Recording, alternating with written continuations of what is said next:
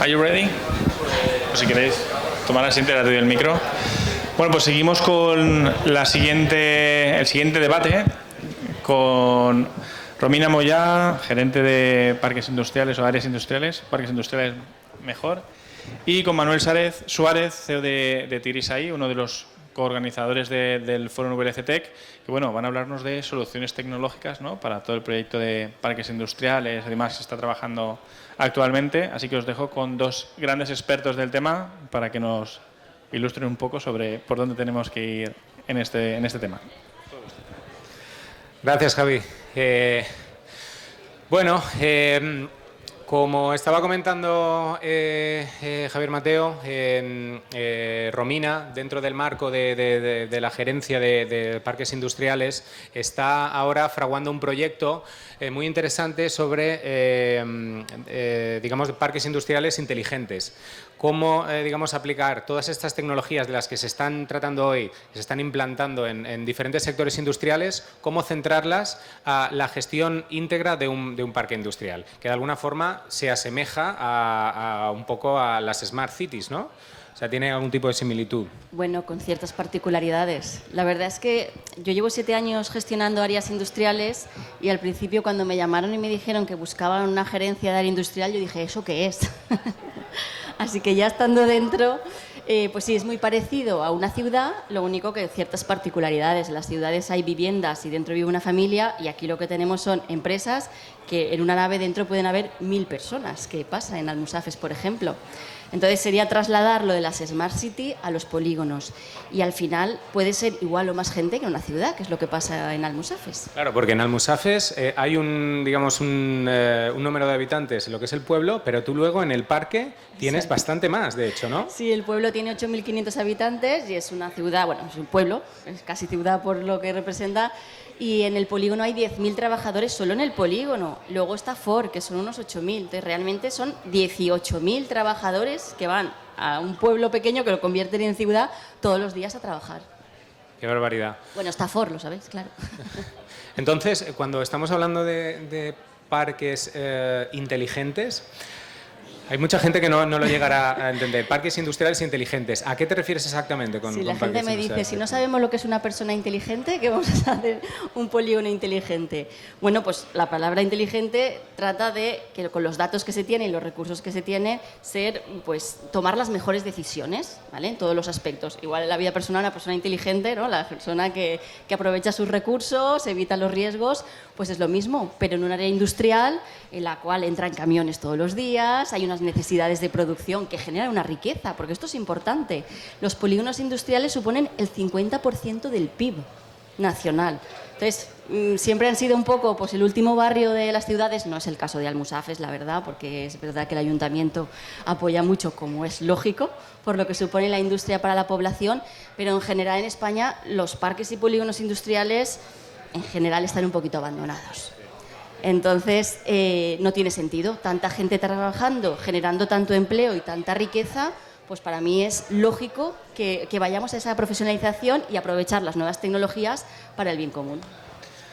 Vale, entonces, entremos un poquito al grano. O sea, ¿qué tipo de yo como, por ejemplo, como tecnólogo y como responsable de una empresa tecnológica, a mí me gusta identificar muy bien primero las necesidades y luego el conjunto de fuentes de datos que puedo utilizar para solucionar luego esas necesidades, ¿no? Entonces, a nivel de polígonos industriales inteligentes, ¿qué tipo de, necesidades primarias tenéis? ¿Pueden ser a nivel, por ejemplo, de mantenimiento de las infraestructuras? Vale, voy a hacer un resumen en 3 generales. Una serían todas aquellas que afectan internamente a la empresa y a la producción de una nave, como puede ser el tema de microcortes en el suministro eléctrico y que tienen muy importante, sí, prejuicio. los microcortes. Luego hay otras cosas más genéricas, pero que sí que afectan a todos, como puede ser la movilidad, tanto de la gente que va a trabajar, que se desplaza a pie de una nave a otra, o incluso los camiones, que son muchos. Y luego la gestión del mantenimiento en sí. Realmente la labor inicial cuando a mí se me contrata es que haya luz, que las carreteras no haya baches, que las papeleras se vacíen, cosas así del día a día, ¿vale? Entonces, desde lo que afecta internamente a lo que afecta en global, como puede ser, por ejemplo, un incendio, una inundación y toda la coordinación de evacuación o de confinamiento, pues son cosas que se pueden analizar cómo mejorar con nuevas tecnologías.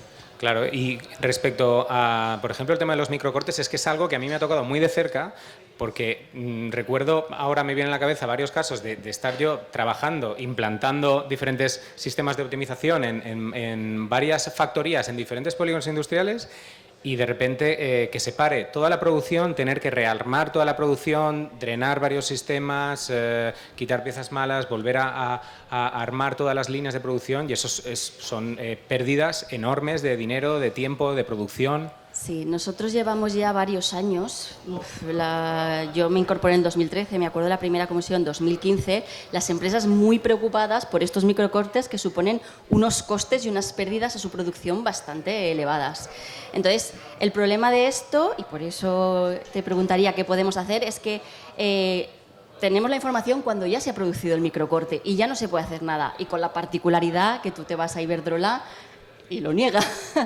Tu empresa tiene los datos de que a las 9:30 ha habido un microcorte, se han apagado todas las pantallas, las máquinas se han parado. Un microcorte que puede ser 0,01 segundo, pero se ha parado todo, una producción que influye a Ford, y no podemos hacer nada. O sea, hoy por hoy. Yo espero que haya alguna tecnología que nos ayude a prevenir o a prever. Sí.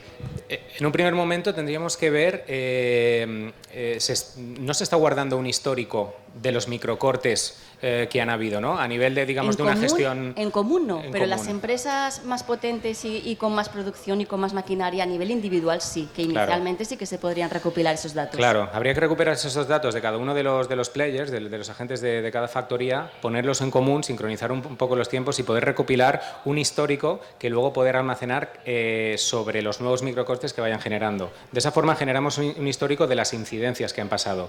Y luego, en vistas a generar, por ejemplo, un modelo de analítica predictiva para poder anticiparse a un microcorte en un determinado parque industrial, también es muy interesante determinar cuando se han producido estos microcortes que ya hemos historizado de alguna forma, identificar qué tipo de variables, digamos, de proceso o de situación había en el parque industrial y las determinadas factorías del parque industrial en el momento del microcorte.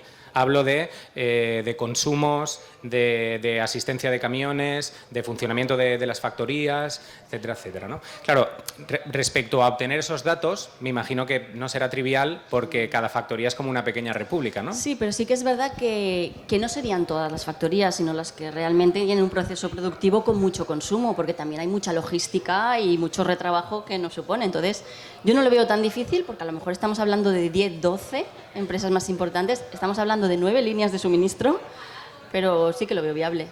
Luego también colocar medidores en cada línea de suministro sin llegar directamente a la factoría a nivel final, pero en las líneas de suministro sí, guardando este histórico y luego pues toda la información digamos, que había alrededor de ese microcorte, eso es vital. Y a partir de ahí pues nos podemos poner a procesar los datos y a ver. Y luego hay un tema vital para las empresas o bien para la entidad que gestiona, son los costes, porque realmente esto a nivel de costes es un coste muy alto, es asequible, porque si se invierte y hay un retorno porque se van a evitar los microcortes, pues sí, pero es lo de siempre, ¿no? ¿La tecnología ya tiene un retorno adecuado o estamos hablando de mucho?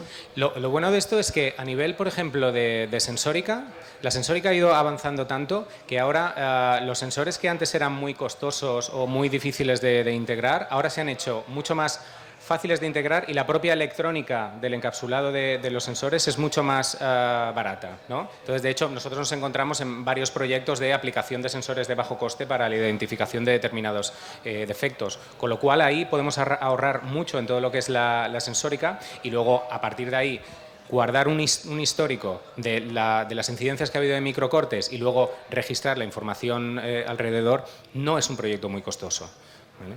Bueno, pues con los que se pueden ahorrar, ¿no? En microcortes, igual sí que estaría justificado. A nivel de movilidad, Por Problemón. ejemplo, porque yo me... Problemón. Problemón. O sea, yo me imagino pues toda lo que es la cadena de suministro que hay desde el distribuidor al parque industrial final, con toda la entrada de containers, de camiones. Me imagino que habrán zonas calientes en determinados momentos del día en los parques industriales, más probabilidad de que haya algún tipo de accidente, más probabilidad de que hayan saturaciones en diferentes puntos del parque industrial. En este sentido, seguramente nos esté guardando una relación de puntos de control sobre la cual están pasando los camiones en determinados momentos para intentar guardar una ruta de lo que tienen que seguir los camiones diariamente dentro del parque. Hay una particularidad, tanto en Almusafes como Ribarroja, que también estoy en esa zona y es una zona logística de muchos camiones, que tenemos unos problemas de accesos de un solo carril y con unos embotellamientos de camiones y problemas de retrasos, que sí que es importante.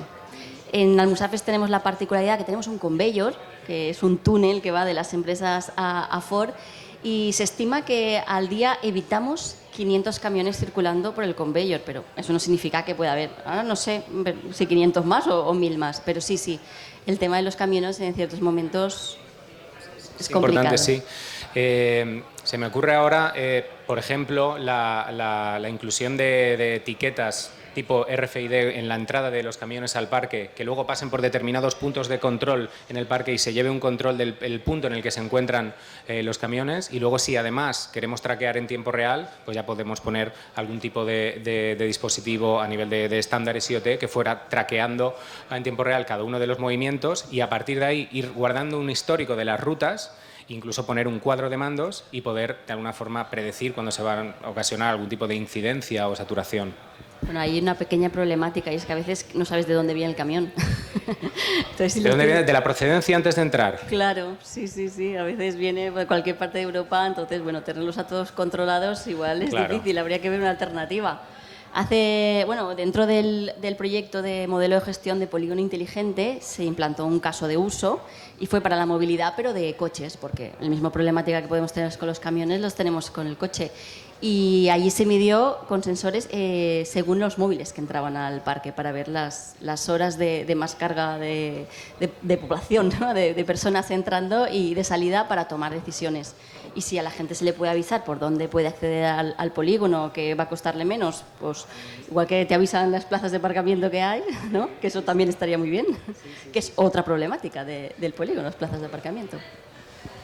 Muy bien, se me está ocurriendo, lo comentábamos antes, a nivel de mantenimiento de infraestructuras, ahora mismo hay soluciones, por ejemplo, de visión artificial que permitan de alguna forma controlar el estado de degradación de determinadas infraestructuras, yo qué sé, a nivel de almacenes, factorías, alumbrado.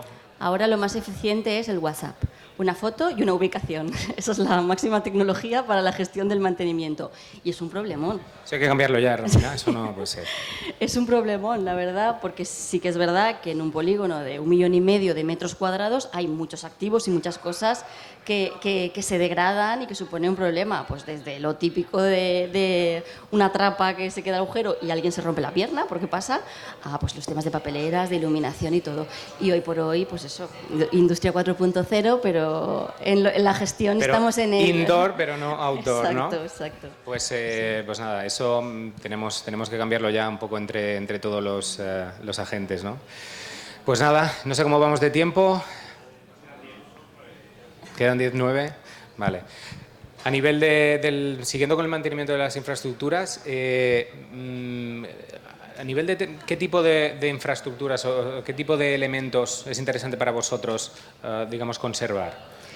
Bueno, pues desde el estado de las calles en sí, porque antes hablábamos de que hay circulación de camiones y que llevan material y que van a una fábrica, y el asfalto muchas veces, y creo que se ha hablado algo de aquí, ¿no? De asfalto inteligente en alguna... Sí, pues desde el asfaltado de las calles a todos los elementos comunes, bueno, iluminación también muy importante. Estamos en la época de que todavía nos roban el cable y nos quedamos sin luz. Sí. Sí, bastante a menudo. Roban el cable todavía y estamos sin luz, sí. Todo lo que son contenedores, la gestión de los residuos y las papeleras, parece mentira, pero sigue siendo un problema. y aunque sea estético, pero bueno, está ahí. Y bueno, las plazas de aparcamiento también, pues la gente que entra a las 6 de la mañana a trabajar, hay veces que tiene que estar a las 5 para poder aparcar y entrar a trabajar. A nivel del deterioro de los asfaltos, existen ahora pues, tecnologías como el Machine Learning que mediante la integración, por ejemplo, de los indicadores de deterioro del propio asfalto permiten identificar las posibles degradaciones que están habiendo. De hecho, nosotros estamos en mitad de un proyecto donde ya estamos teniendo resultados y productivizándolo de alguna forma, en un proyecto con SACIR, con la constructora, y se trata de predecir el futuro deterioro de la red de pavimentos nacional, la red de carreteras, y estamos obteniendo muy buenos resultados.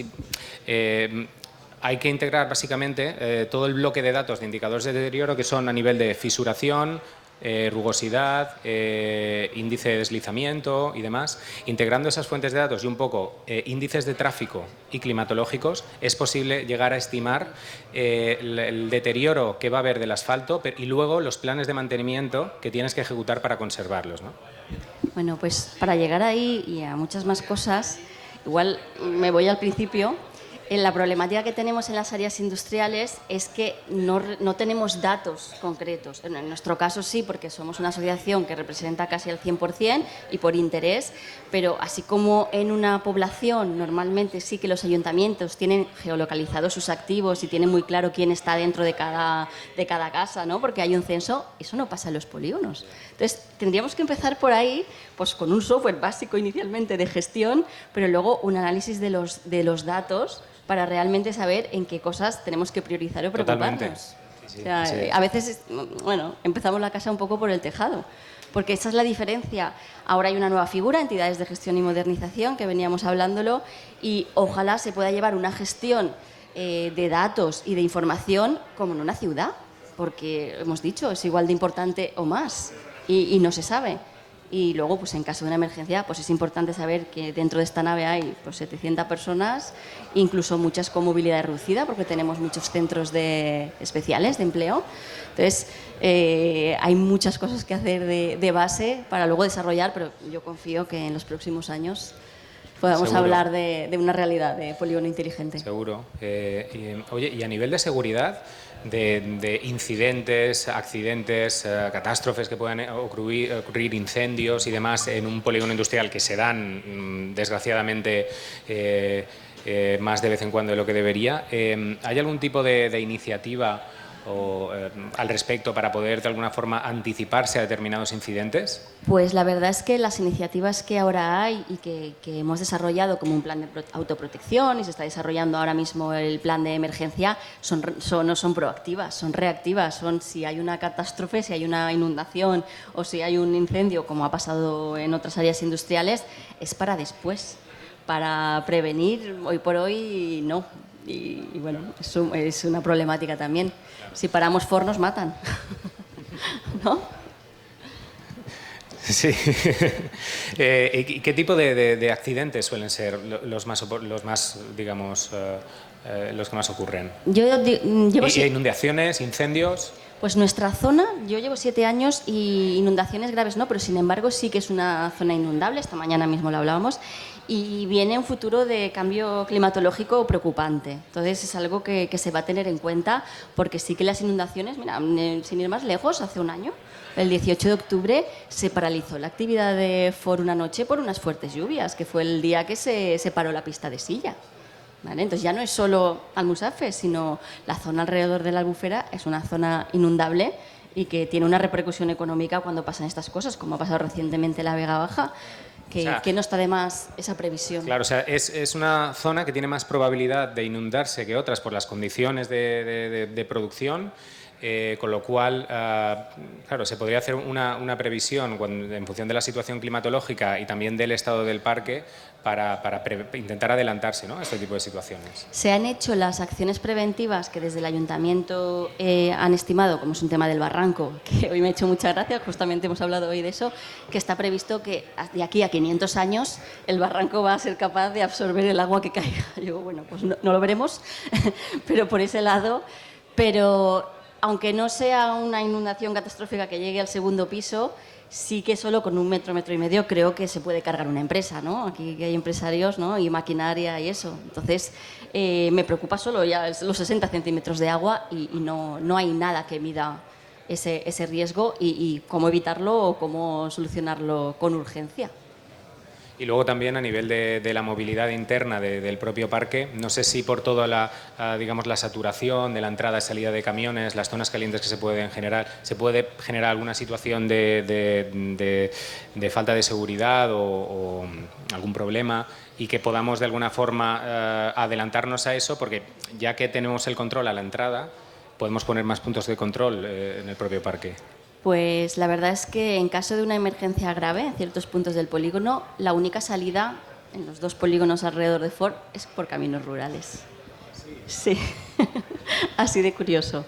Y luego aquí hay otra cosa. Estamos hablando de accesos, infraestructuras que involucran a muchas administraciones. Así que yo creo que es importante estos análisis y ir donde hay que ir, al gobierno autonómico y gobierno central, porque al final todos tienen que ser responsables. Pues estamos hablando de 18.000 personas en caso de una catástrofe. Bueno, queda mucho por hacer. Queda mucho por hacer, pues en ello estamos.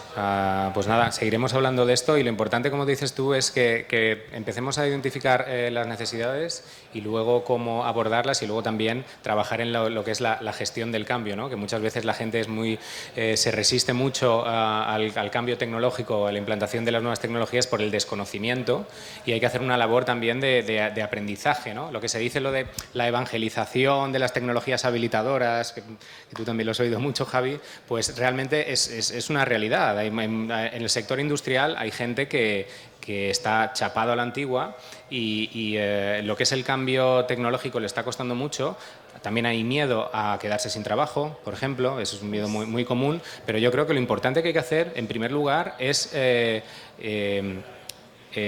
formar a las personas. Cuando tú formas a las personas pierden el miedo a lo desconocido y en segundo lugar cuando las formas pueden llegar a utilizar esta tecnología para llevar el control y luego tener otro tipo incluso de responsabilidades dentro del control de esas tecnologías, ¿no? Y más difícil en el caso que estamos hablando de un polígono que es un ente abstracto, porque cuando tú hablas con una empresa al final es un nombre, un apellido, un cargo, ¿no? Un CIO, un CEO. Aquí es algo más abstracto, pero bueno, eso ya es labor de quienes estamos gestionando estas entidades, de que se entienda del beneficio común, que para mí es un concepto muy importante, el beneficio común. Es complicado, sí. Pues nada, nos tenemos que poner todos a ello, ¿eh? Así que os dejo deberes. Bueno, pues nada, muchas gracias por vuestro tiempo y... Gracias. Nada, nos vemos.